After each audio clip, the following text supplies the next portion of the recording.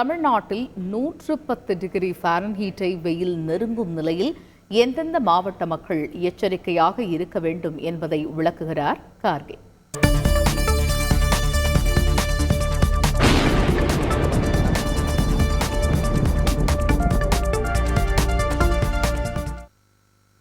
வானிலையில் ஏதாவது நல்ல செய்தி சொல்லுங்க அப்படின்னு கேட்பவர்களுக்கு ஒரு செய்தி இருக்கிறது. என்ன அப்படின்னா, வட மாநிலங்களை ஒப்பிடும்போது அதாவது 110 இப்போதே இருக்கிறது.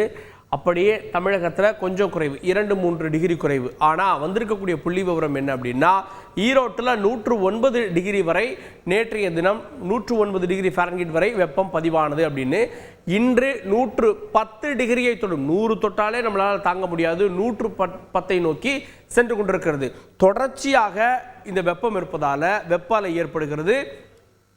19 மாவட்டங்களுக்கு அலர்ட் கொடுத்துருக்காங்க. இப்போ சரியாக வெப்பம் எப்போ உச்சநிலை அடைகிறது அப்படின்னா, காலைல 8 மணிக்கு தொடங்கி 2 மணிக்கு உச்சநிலை அடைகிறது. 1 மணிலிருந்து 2 மணியெல்லாம் ரொம்ப தகிக்கக்கூடிய நிலையில் இருக்கிறது. இது 2 மணியினுடைய நிலவரம்.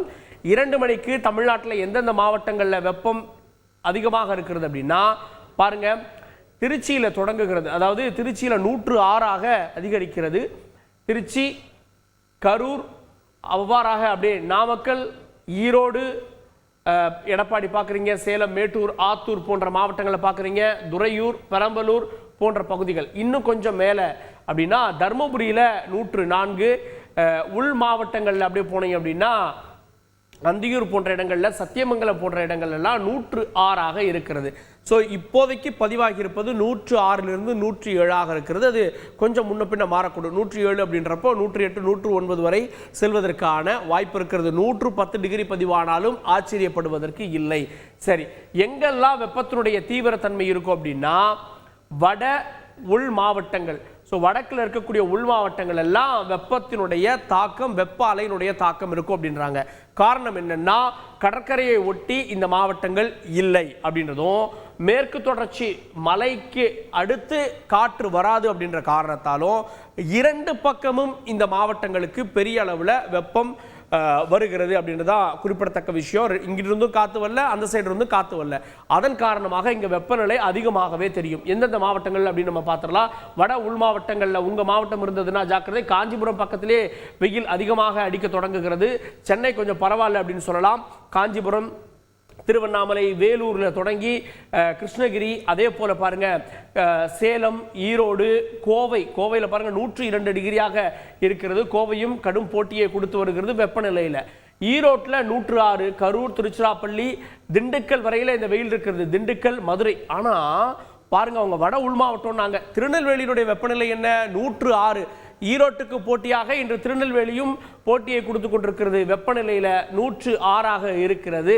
அப்படியே மேலே பாருங்க, ராஜபாளையம் போன்ற இடங்களில் மேற்கு தொடர்ச்சி மலையை ஒட்டி இருந்தாலும் அங்கேயும் 104ஆக இருக்கிறது. இது மதியம் 2 மணியினுடைய நிலவரம். சரி, எப்போங்க வெயில் குறையும், எப்போங்க வெளியில் வரலான்னு கேட்குறவங்களுக்கு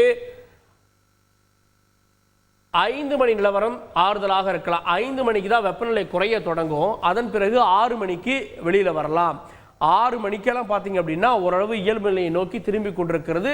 தீவிரமான உஷ்ணம் குறைகிறது. ஆனால் வானிலை மையம் என்ன சொல்கிறாங்க அப்படின்னா, 3லேருந்து 4 மணி வரைக்கெல்லாம் வராதிங்க அப்படின்றாங்க. கரெக்ட் தான். 5 மணிக்கு தான் இந்த வெப்பநிலை வெளியில் வெயில் தெரியாத சூழல் இருக்கிறது. ஸோ நம்ம வெளியில் வரணும்னாலே 5 மணிக்கு மேலே வர வேண்டிய நிலைமை இருக்கிறது. ஆறுதலான செய்தியாக ஈரப்பதம் எவ்வளோ அப்படின்னு நம்ம கேட்கலாம். ஈரப்பதம் தான் உங்களுக்கு வெப்பம் தெரியாமல் வெளியில் போனால் காற்றடிப்பதற்கு காரணமாக இருக்கிறது.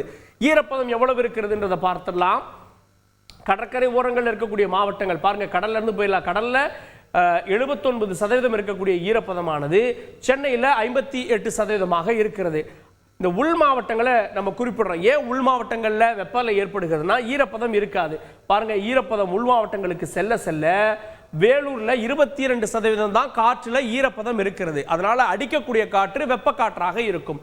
சரி, வேலூர்ல இவ்வாறாக இருக்கிறது அப்படின்னா உள் மாவட்டங்களில் தர்மபுரியில பாருங்க 14ஆக குறைந்து விடுகிறது. இன்னும் குறைந்து விடுகிறது தர்மபுரியில அப்படின்னு நம்ம பார்க்கிறோம். மேட்டூர் போன்ற இடங்களில் 20 அப்படின்ற அளவில் இருக்கிறது. சேலம் போன்ற இடங்களில் 18 அப்படின்ற அளவில் இருக்கிறது. ஸோ இங்கெல்லாமே வெப்ப காற்று அடிக்கும். சரி, ஈரோட்டில் எவ்வளோ இருக்குன்னா, ஈரோட்டில் 18லிருந்து 20, 21 வரை அதிகபட்சமாக இருக்கக்கூடிய வாய்ப்பு இருக்கிறது. ஸோ இங்கே கொஞ்சம் காற்றடிப்பதற்கான வாய்ப்பு இருக்கிறது. கோவை போன்ற இடங்கள்லயே 22 தான் இருக்குது. ஆனால் பாலக்காடு கனவா போன்ற இடங்களில் கொஞ்சம் காற்று வருவதற்கான ஈரக்காற்று வருவதற்கான வாய்ப்பு இருக்கிறது. திண்டுக்கல் போன்ற இடங்களில் பாருங்க, திண்டுக்கல்ல 19% தான் காற்றுல ஈரப்பதம் இருக்கிறது. மேற்கு தொடர்ச்சி மலையை ஒட்டி கொடைக்கானல் சார்ந்திருக்கக்கூடிய மாவட்டமாக இருந்தாலும் அங்கே வந்து ஈரப்பதம் இல்லாத சூழல் தான் இருக்கிறது. உள் மாவட்டங்களில் பாருங்க, உள் மாவட்டங்களில் பாருங்க, தென் மாவட்டத்துக்கு போயிட்டோம். தென் மாவட்டத்திலே 27% தான், 27 to 28% தான் காற்றினுடைய ஈரப்பதம் இருக்கிறது. அதனால கடற்கரை ஓரங்கள் இருக்கக்கூடிய மாவட்டங்கள் மட்டும் பரவாயில்லை. வட மாவட்டங்களில் மட்டும் இல்லாமல் தென் மாவட்டங்களிலும் இன்றைய தினம் வெயில் வாட்டி வதைக்க தொடங்கி இருக்கிறது. செய்திகளை உடனுக்குடன் தெரிந்து கொள்ள உடனே சப்ஸ்கிரைப் பண்ணுங்க.